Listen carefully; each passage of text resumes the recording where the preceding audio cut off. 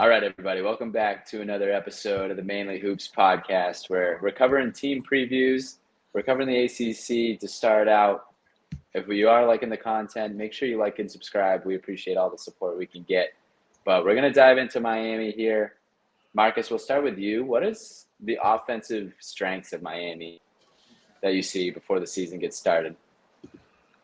Yeah, I mean, I think obviously this roster, first of all, is completely different, right? I mean, after last year's travesty of a season, like they had to retool, new coach, of course. Um, and with that, a completely new roster. We're able to flip Shelton Henderson from Duke to Miami, which, we'll talk a lot about him, I assume, in this episode. But, for strengths on the offensive side, like we'll spend a little bit more time talking about it, but like they don't have a ton of shooting. So I think one of the strengths is like they do have some guys who can get downhill, I think, a little bit, especially in transition, like True Washington, Trey Donaldson, Shelton Henderson in particular. Like I think that's where they're going to be able to have success. And then another area that may shine through a little bit is maybe on the offensive glass. Like Ernest Uday's pretty solid on the offensive glass. Malik Renew solid on the offensive glass. I think Shelton Henderson has some ability there as well. So I think those are some areas. Even like Marcus Allen a little bit coming over from Missouri, he was close to 10% offensive rebound rate. So I do think that there is some potential in that area. I think they should have some success in transition with this team if they can kind of live off their defense a little bit. But I think it just remains to be seen in the half court, what they really can be from, as we'll talk about in a minute, their weaknesses, like a floor spacing perspective.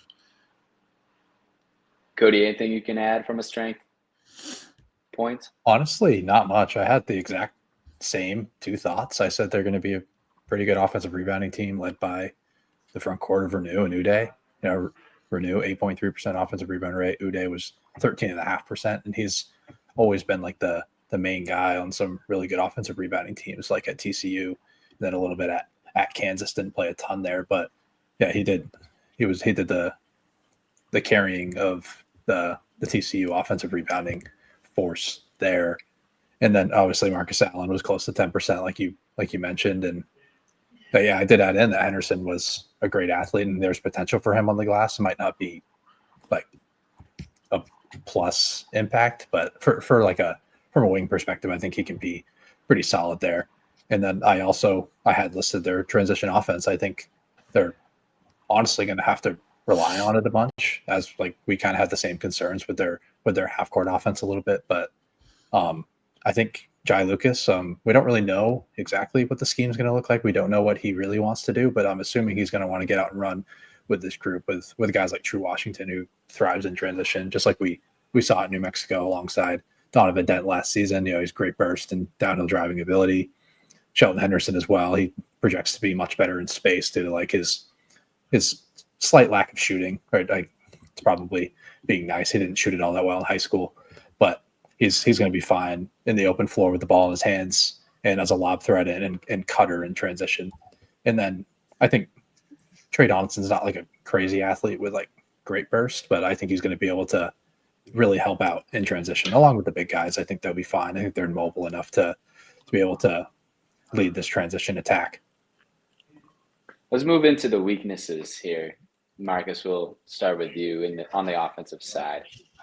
Yeah, I have two main ones. I think one we've already hit on quite a bit, and that's just like the half-court offense, floor spacing, shooting. Like, what lineups are they really going to roll out there, especially if they're going to play, like, are they going to play Uday and Renew together, but also have Henderson out there together? Like, those three guys out there at once. Like, I think Henderson maybe has some shooting potential, but I just don't think it's really there yet. And maybe, in this offseason, since he finished up his high school season, he's grown in that area. But based on what we have for information right now, like that lineup right there is a little bit shaky shooting the ball. True Washington, not really a good shooter. Like their only real shooter is Trey Donaldson, who's going to play on the ball quite a bit, like we saw in the tournament and late in the season for Michigan last year. He did show the ability to knock down the three off the bounce and off the catch. So I think like him being the only shooter is a concern. They're going to have to live in transition, like we talked about, and on the glass. And then the other one, I think, they really, especially Donaldson, like are careless with the basketball. So I think like that could be an issue. We talked about it a lot last year at Michigan, and Michigan sometimes, like Cody, we would joke, right? It's like here, just take the ball, please. Just take it. Especially like in second halves of games, like it seemed like Michigan just wanted to give the ball to the other team. And so I think that could be an issue they run into here, because Trey Donaldson's like a 20+% turnover rate guy. Like True Washington does take care of the ball decently, but you see that number go up about 5% in turnover rate when he plays against top 50 teams, which there was a 9-game sample size last year. So especially where he's kind of the other guard creator, that is a little bit of concern for me. Let's move to Cody here with the weaknesses and hear from you. Yeah, I pretty much had the same thoughts. I thought Marcus nailed it on the head. I think the half-court offense is a real concern. The spacing is a real concern. And I think the lack of continuity early in the season is going to be somewhat of a concern. I mean, there's not one player that hung around from last season.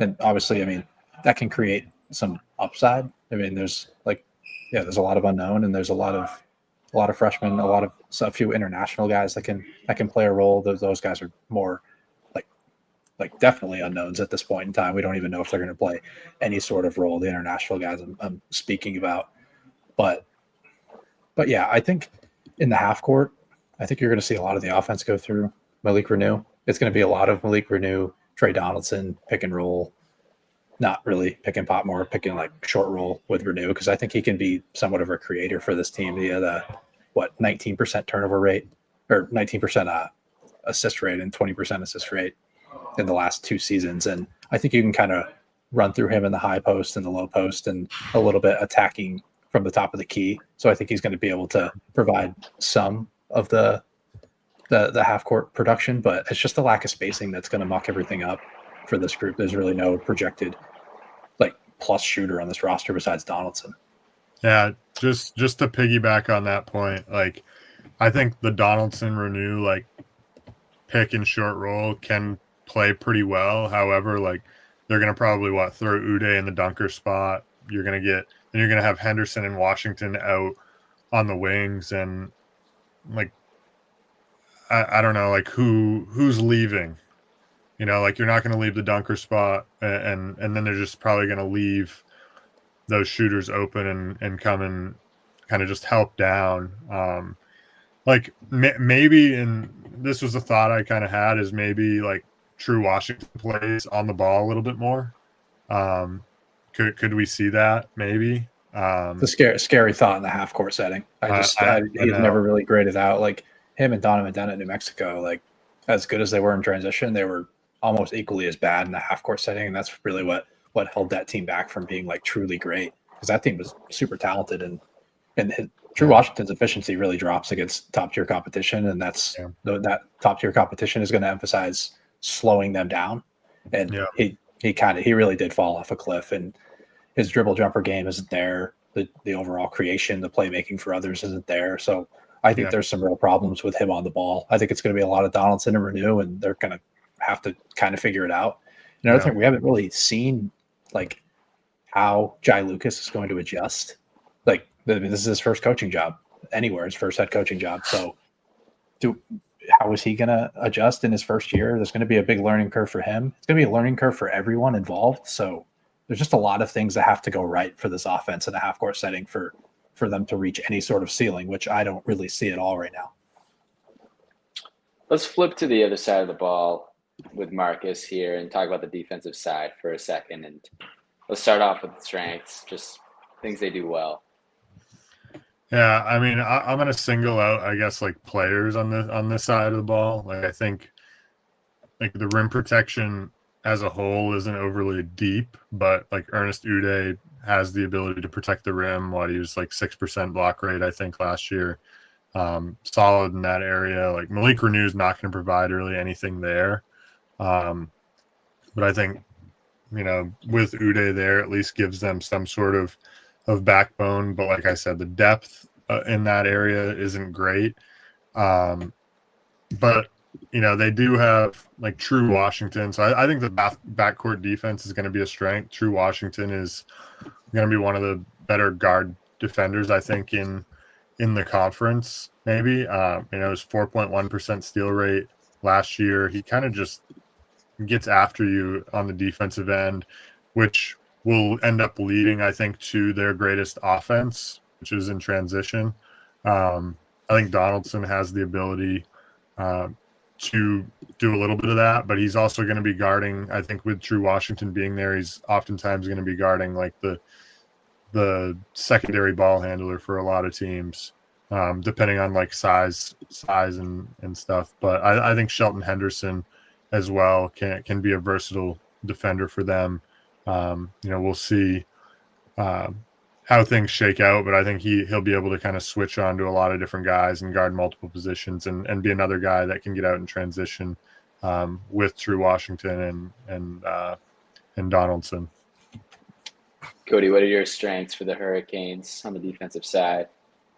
Yeah, very similar thoughts from me. I think they're really athletic. At least with their first 7 guys in the rotation, with like I had their starting lineup is listed as Donaldson, True Washington, Shelton Henderson, Renew, and Uday. I think end up playing together just because they kind of have to.